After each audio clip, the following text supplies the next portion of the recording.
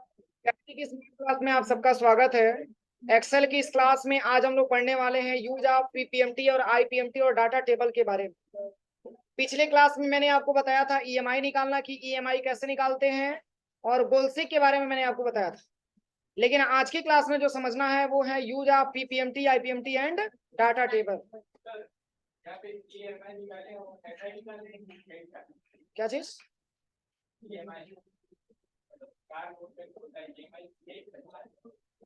Same यही formula सभी रहता है। तो देखिए, जैसे मैंने आपको कल बताया था कि जैसे एक प्रोडक्ट कार है, उसका रेट कितना है? 5 लाख रुपए। इसमें से भी मैंने अगर 3 लाख रुपए जमा कर दिया तो 2 लाख रुपए हमारी कंपनी के ऊपर क्या है? बकाया है, जो हमको देना है, जो लोन अमाउंट है। और इस पे भी कंपनी 7% हमसे इंटरेस्ट ले रही है। और टोटल कंपनी समय कितना दे रही है?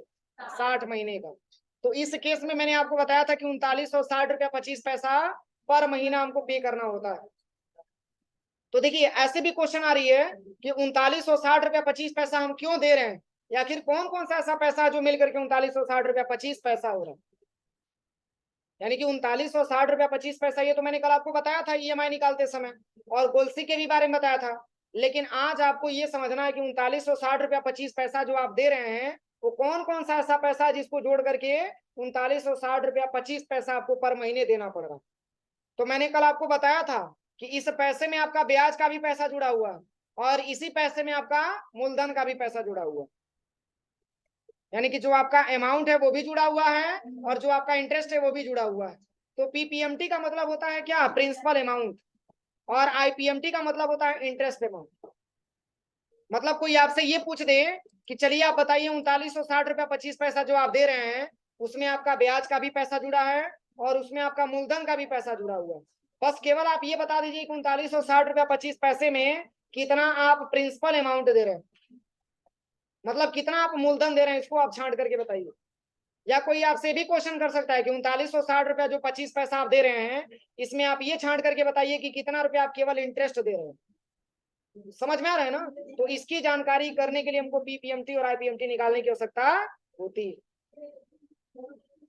तो देखिए, इसमें आज की क्लास में हम लोग सीखेंगे कि पीपीएमटी और आईपीएमटी कैसे निकालते हैं।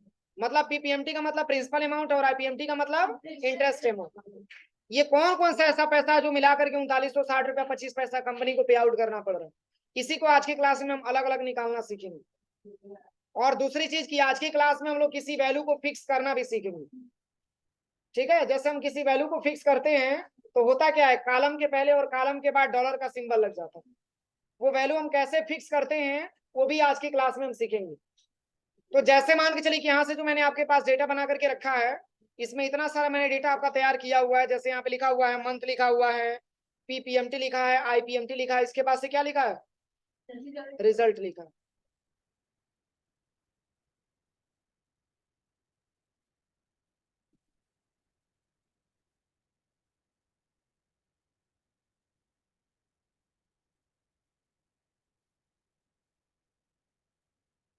तो देखिए, जैसे पहले तो हमको पीपीएमटी निकालना है, उसके बाद से आईपीएमटी निकालना है।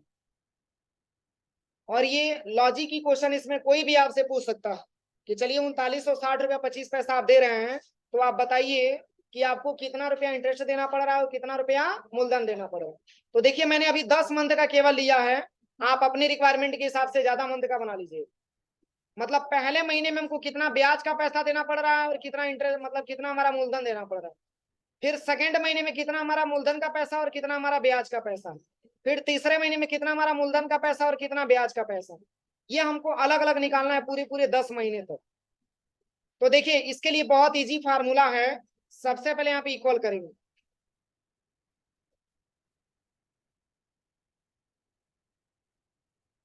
देखिए, पीपीएमटी निकालने के लिए, यानी कि अभी तो पहले आपको ये निकालना है कि आप पहले महीने में कितना रुपया आपने क्या दिया है? प्रिंसिपल अमाउंट दिया है। यानी कि कितना रुपया आपने मूलधन दिया है। तो सबसे पहले यहाँ पे इक्वल करेंगे और यहाँ पे लिखेंगे पीपीएमटी, जो हेडिंग है वही आपकी फार्मूला है पीपीएमटी, और ब्रैकेट यहाँ से ओपन कर देंगे।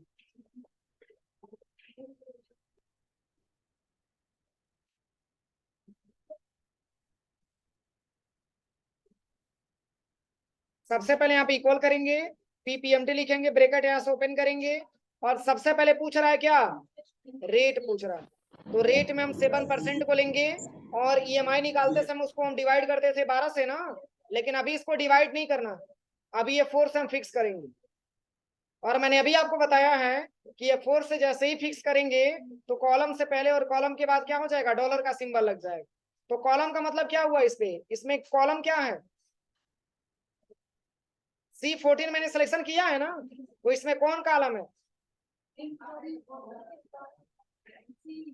सी कॉलम है और 14 क्या है, रो है।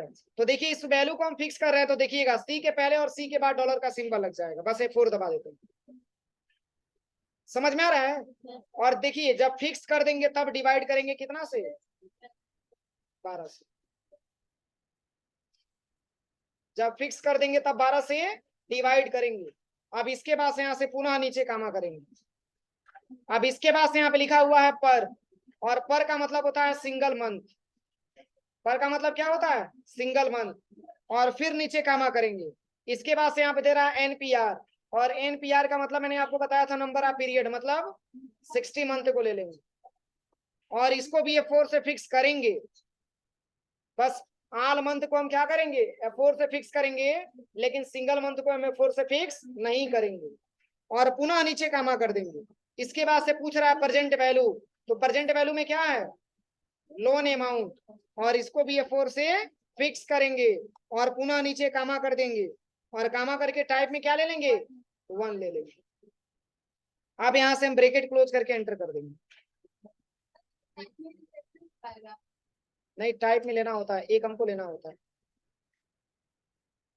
तो देखिए अगर आपसे कोई पूछे कि जैसे 3960 रुपया 25 पैसा जो आपने पे किया है, उस महीने में कितना रुपया आपने प्रिंसिपल दिया, मतलब मूलधन आपने कितना दिया, तो आप बता सकते हैं 2793 रुपये 59 पैसे क्या दिया है आपने, प्रिंसिपल अमाउंट दिया है, जिसको हम जान सकते हैं मूलधन के रूप में।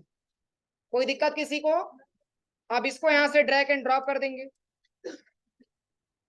आप देखिए पहले महीने में आपने दिया 2793 रुपया 59 पैसा, और दूसरे महीने में आपने दिया 2809 रुपया 88 पैसा, तीसरे महीने में आपने दिया 2826 रुपया 27 पैसा, चौथे महीने में आपने दिया 2842 रुपया 76 पैसा, और पांचवें महीने में आपने दिया 2859 रुपया 34 पैसा।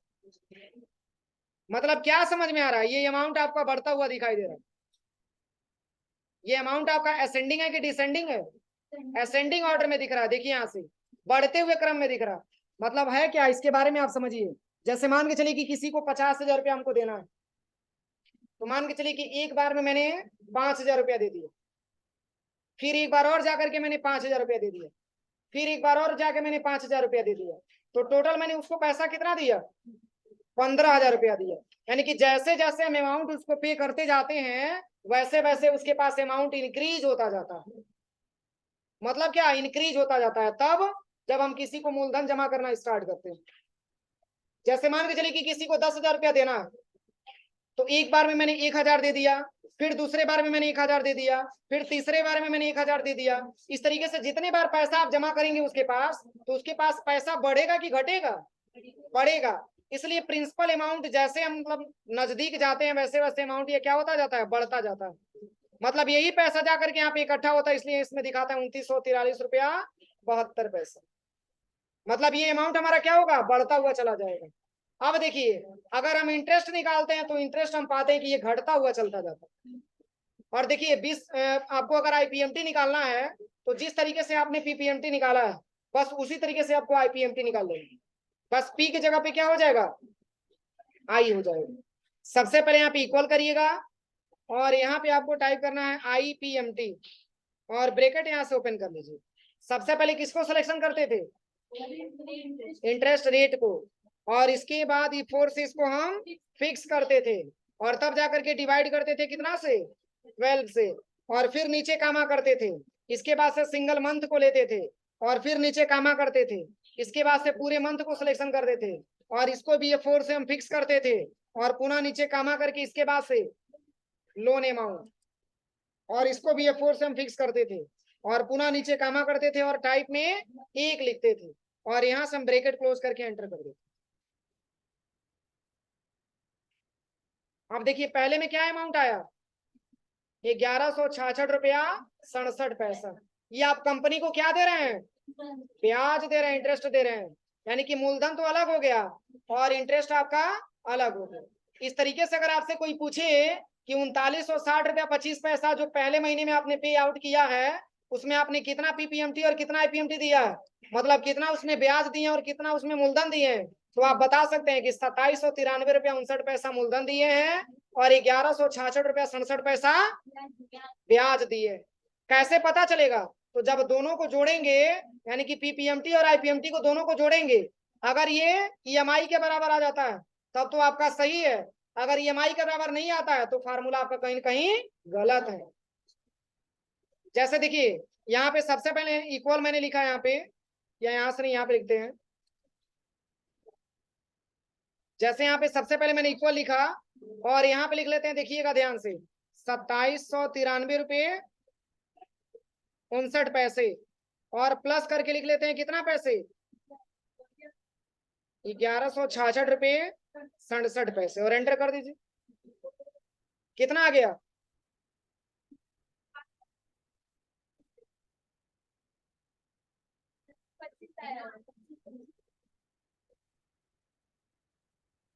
अभी यहाँ पे हम निकालेंगे। देखिए इसको हम ड्रैग एंड ड्रॉप करते हैं, देखिए तो ये पैसा हमारा घटता हुआ दिखाई देगा और ये पैसा हमारा बढ़ता हुआ दिखाई देगा। आप खुद देखिए स्टार्टिंग में 2793 रुपया 59 पैसा है ना, लेकिन लास्ट में देखिए 2943 रुपया 72 पैसा हो गया।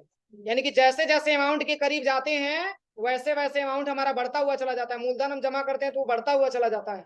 लेकिन आप खुद बताइए कि जब हम ब्याज के, यानी कि जब अमाउंट के नजदीक पहुंचते हैं तो हमारा ब्याज क्या होता है, कम होने लगता है।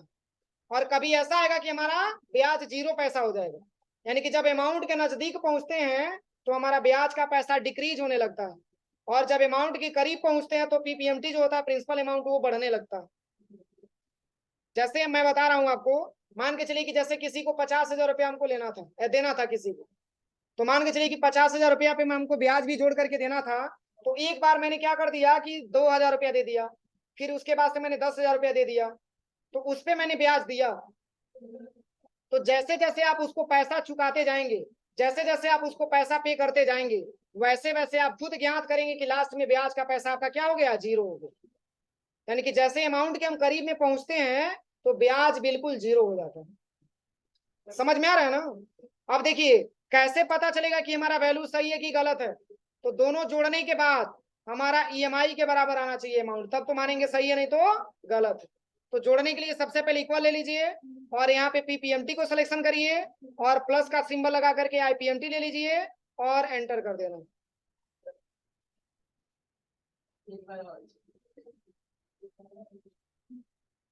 3960 रुपया 25 पैसा आ गया।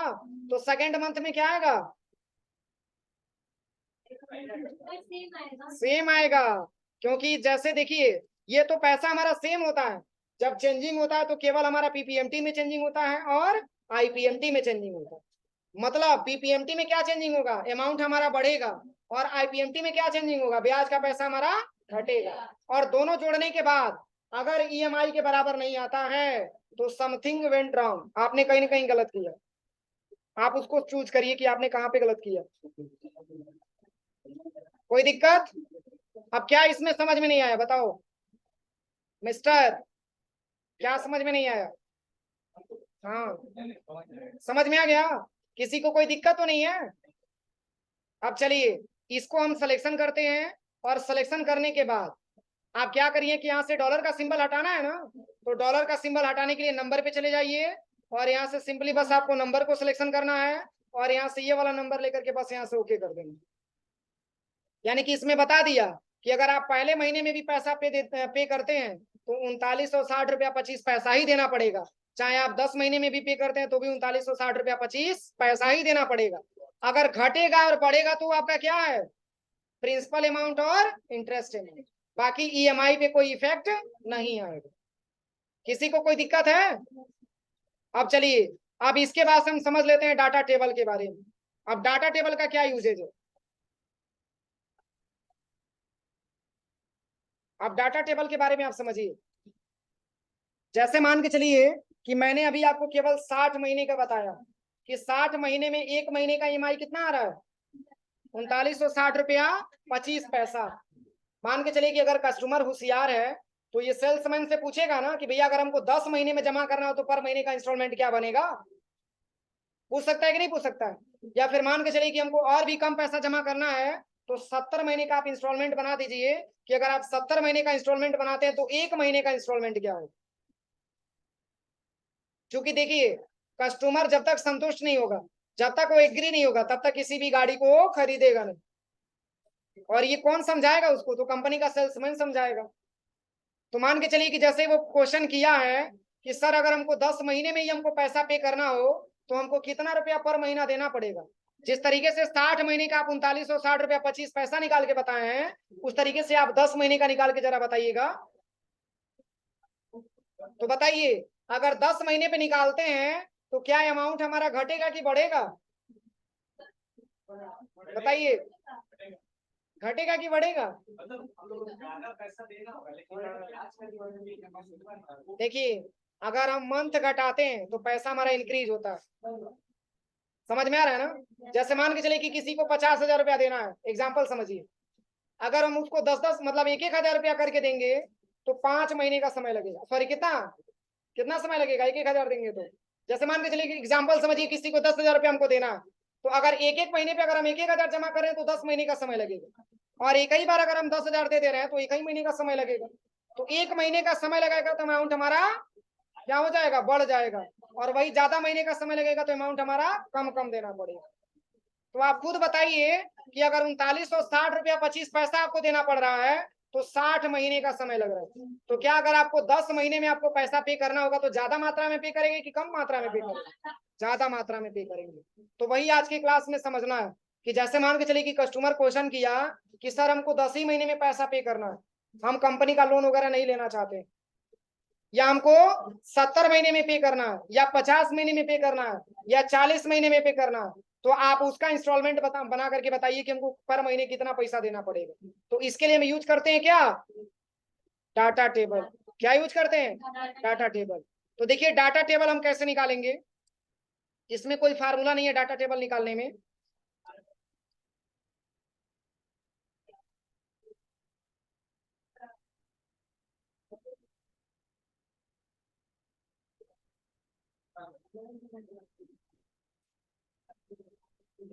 देखिए डाटा टेबल निकालने के लिए क्या करेंगे कि सबसे पहले यहाँ पे इक्वल लिखेंगे। क्या लिखेंगे, इक्वल। और इसमें ईएमआई को सिलेक्शन करेंगे। किसको सिलेक्शन करेंगे, ईएमआई को। और बस यहाँ से एंटर कर देंगे। ऐसा नहीं कि वैसे हाथ से लिख लीजिएगा तब वैल्यू नहीं आएगा।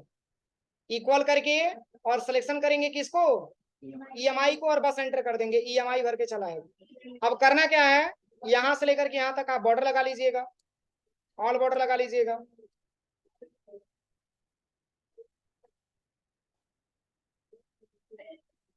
अब देखिए आपको करना क्या है, इसके जस्ट बगल वाला ये वाला सेल छोड़ दीजिएगा, केवल नीचे से आ जाएगा और यहाँ पे लिखिएगा जैसे 10 महीने, 20 महीने, 30 महीने, इस तरीके से पूरा ड्रैग एंड ड्रॉप कर लीजिएगा। कितना महीना हो गया, 80 महीने। तो 60 महीने का तो आपको पता ही है 3960 रुपया 25 पैसा आएगा। लेकिन बाकी संबंध का चेक करना है तो इसके लिए डाटा टेबल निकालना पड़ेगा ना। तो देखिए इसके लिए करना क्या है, इतना करने के बाद इस टेबल को आप सिलेक्शन कर लीजिए। सिलेक्शन करने के बाद आपको आ जाना है सबसे पहले डाटा टैब में, और यहाँ से व्हाट इफ एनालिसिस में इसमें आ जाना है डाटा टेबल पे। और जैसे ही डाटा टेबल पे क्लिक करेंगे इसमें ऑप्शन देगा कॉलम इनपुट सेल। रो इनपुट सेल में कुछ नहीं लेना है, कॉलम इनपुट सेल पे क्लिक करिएगा। और क्लिक करने के बाद बस मंथ को सिलेक्शन कर लीजिए। कौन सा मंथ, ये वाला ईएमआई वाला मंथ। अब ये नहीं कि इसको सिलेक्शन कर लीजिएगा, चाहे इसको सिलेक्शन करिएगा तब नहीं आएगा। ईएमआई वाला मंथ हमको क्या करना है, सेलेक्ट करना, और बस यहाँ से ओके कर दीजिए।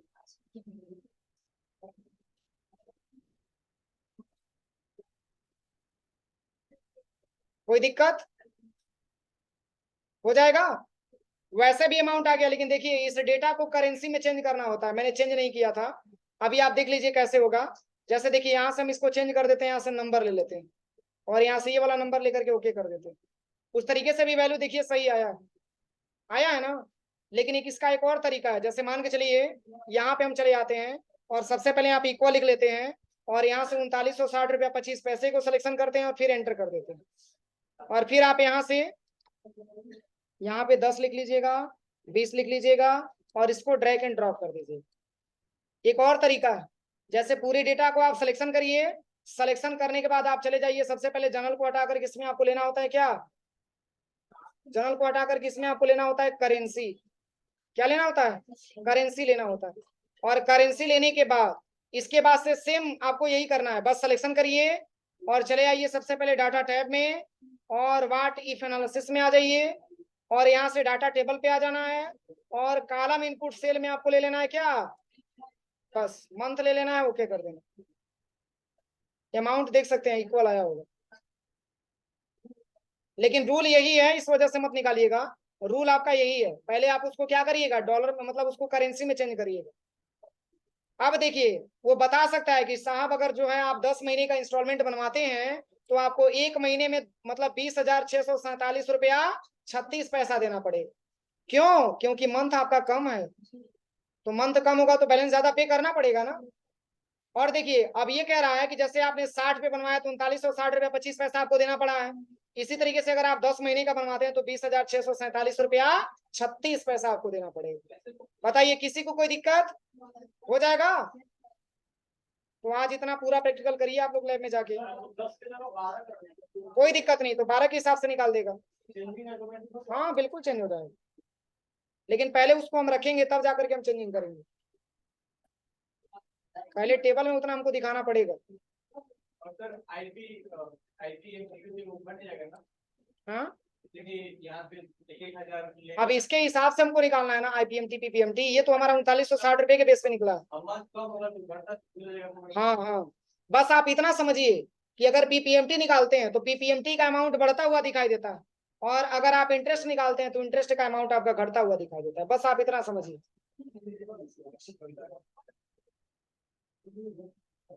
अब इसमें यही प्रॉब्लम होता है, जल्दी हटता नहीं है। जैसे देखिए कभी कभी ऐसे भी प्रॉब्लम आती है जो हमारे साथ हुआ, जैसे मैंने ईएमआई मतलब क्या किया था, यहाँ पे डाटा टेबल मैंने निकाल दिया था, उसके बाद से मैंने गलती से यहाँ पे क्लिक कर लिया था, ये जल्दी देखिए हट नहीं रहा। इसका रूल है कि अगर आप डाटा टेबल निकाल लेते हैं तो पहले टेबल को सेव कर लीजिएगा, नहीं तो अगर नहीं सेव करते हैं, कोई डेटा आप डिलीट करते हैं तो दोबारा उसमें आपको दिक्कत आने लगती है, ऐसे ही प्रॉब्लम आने लगी। तो हो जाएगा ना,